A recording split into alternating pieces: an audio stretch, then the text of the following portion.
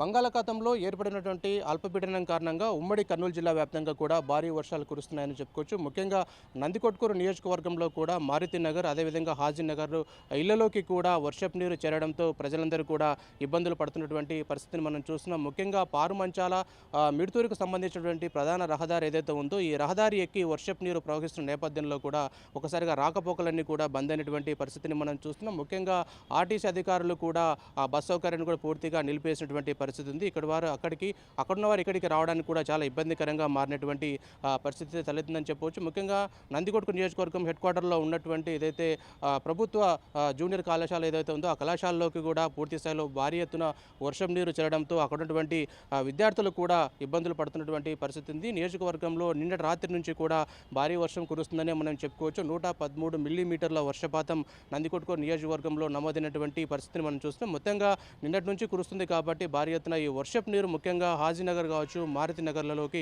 ఇళ్లలోకి నీరు చేరాయి. అధికారులు స్పందించాలి, పూర్తి స్థాయిలో ఈ వర్షపు నీరు వల్ల చాలా ఇబ్బంది పడుతున్నామని చెప్పేసి కూడా అక్కడ ఉన్నటువంటి ప్రజలైతే డిమాండ్ చేస్తున్నటువంటి పరిస్థితిని మనం చూస్తున్నాం. ఏది ఏమైనప్పటికీ కూడా ఈ బంగాళాఖాతంలో ఏర్పడినటువంటి అల్పపీడనం కారణంగా కూడా ఉమ్మడి జిల్లా వ్యాప్తంగా కూడా భారీ వర్షాలు కురుస్తున్నాయని మనం చెప్పుకోవచ్చు. ముఖ్యంగా రాకపోకలన్నీ కూడా స్తంభించిపోయినటువంటి పరిస్థితిని అయితే మనం చూస్తున్నాం.